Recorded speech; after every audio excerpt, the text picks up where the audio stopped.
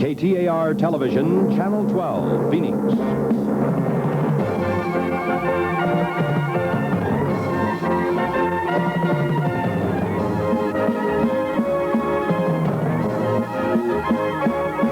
From Channel 12, Arizona's leading news station, this is Action News.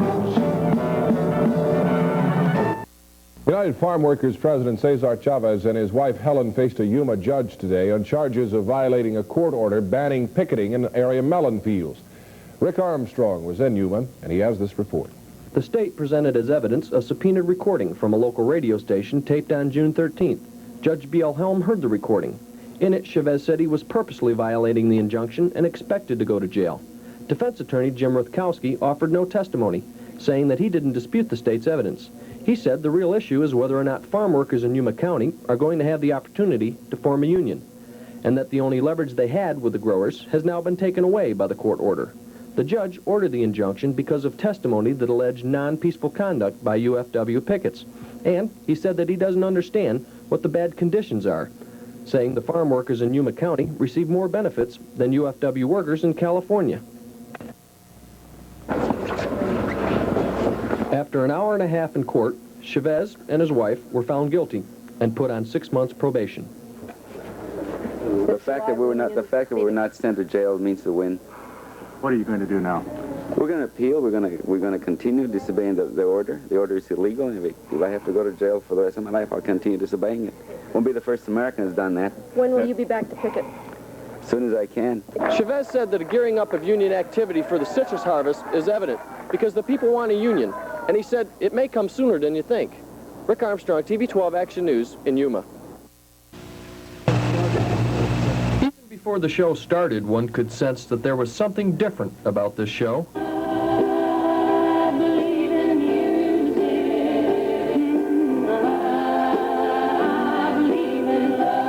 The children on the stage are deaf, and so are some of the people watching.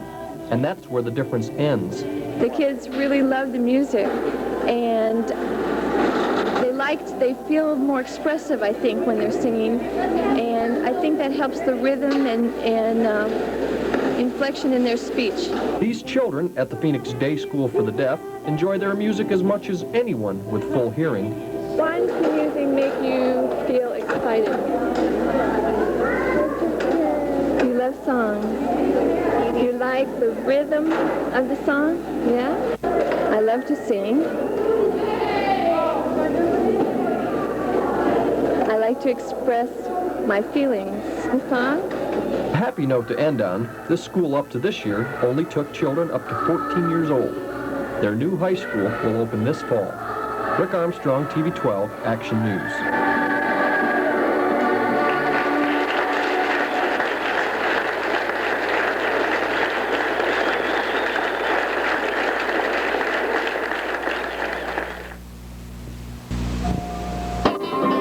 Hundreds of mostly city folks turned out to enjoy the cooler climate and to see and hear the variety of entrants, trying to pick and sing their way to some of the $1,500 of prize money.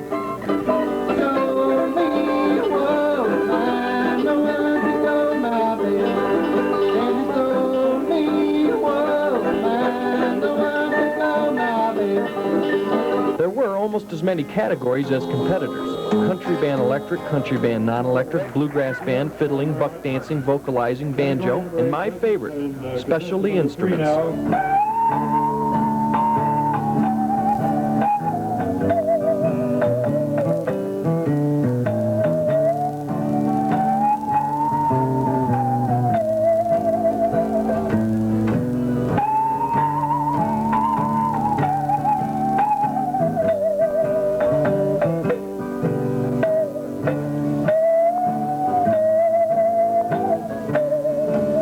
Baxter from Cottonwood, Arizona, on the saw. He's really a fiddle player. The saw is just something he has some fun with. He discovered it back during World War II in New Zealand because they didn't have any real instruments. It's not really all that complicated. It's quite an instrument, and like fiddles, sometimes your cheapest saw is your best saw. Sometimes your cheapest fiddle is your best fiddle. Anyway, it's just one of them discoveries where you just bend it in an S and just make what you want with it. He also learned to play the spoons overseas.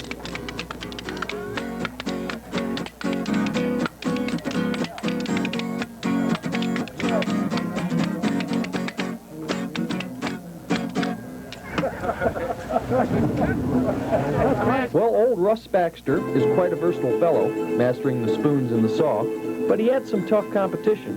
Rob Griffin from Phoenix won the specialty category, playing a hammer dulcimer.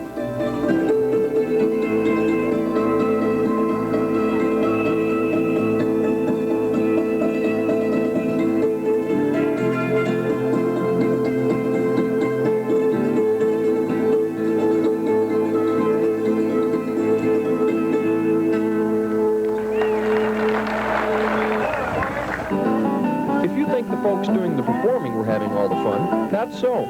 There was as much dancing, clapping, and wiggling going on in the crowd as there was on stage. We just came up camping last night. We heard this was going on. We just moved here from Philadelphia. Wouldn't you rather be at a rock concert? I don't think we're going back. It's so nice here. I think it's, I've never been up here before to see the festival, but I think it's a good idea. I love it. Why? It's my kind of music. Some musicians feel there's an added advantage to playing in the Payson Festival. Get a chance to see the other pickers, you know, and what they're doing and everything. And we just really like it, you know. Kind of a reunion for musicians? Yeah, it's like a reunion, yeah. See all the, like Lyman over there, he's a buck dancer. And then there's Ben, he plays the bass. And these guys come up here all the time. After the officials during the day are over, the first thing my wife and I like to do is go hunt up a good jam, and that's where we spend the rest of the night. The musicians say that winning the competition isn't that important. What they like most is just getting together and doing their thing. Rick Armstrong, TV 12 Action News in Payson.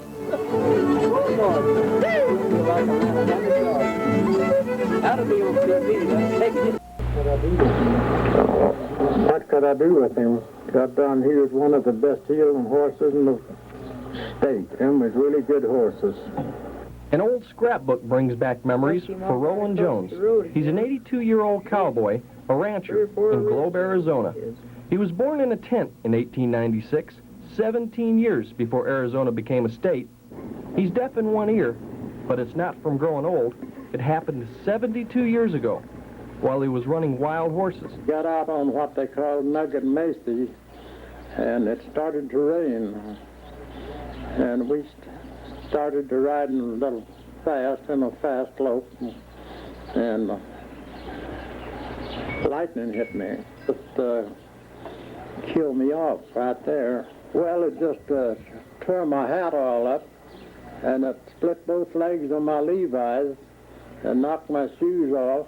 The saddle, it hit me right on top of the head and come right down my belly and then down my back and went through the seat of the saddle. And where it went through the seat of the saddle, it looked just about like a .30-30 bullet that went down through there.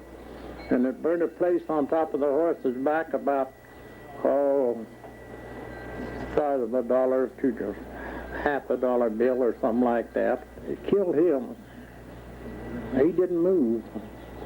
He just laid right there. He was dead. He's been a miner, a rancher, a lawman, worked WPA during the Depression, run wild horses and cattle. Why, there's as much history in Roland Jones as any textbook. There was the time back in 21 when the sheriff asked Roland, or the captain as they used to call him, because he knew the Pinnell Mountains better than anyone. Anyway, they needed his help to track down old Red Whiskers, the outlaw. He had killed a fellow down here towards Coolidge Dam. And they found where he had stood around and waited for that old man to come outside of his cabin. And he killed him. And the sheriff wanted me to lead a posse. And I told him, no, I won't do that. I'll take a couple of Indian trailers and I'll go with them, but I ain't going to take no posse. He showed up over here, back up here in the Apache Mountain. We went up there and picked up his trail, and we trailed him up on the Apache, up into what they call a Slinkard Spring. And he was coming out of there. He's been there and got water. And he's coming out. We just called to him to put up his hands. And he wouldn't put them up. I stepped up on a high place there where I could see him, and I told him, I said, put up your hand, you're under arrest. And he come up with his old Springfield, and I shot him.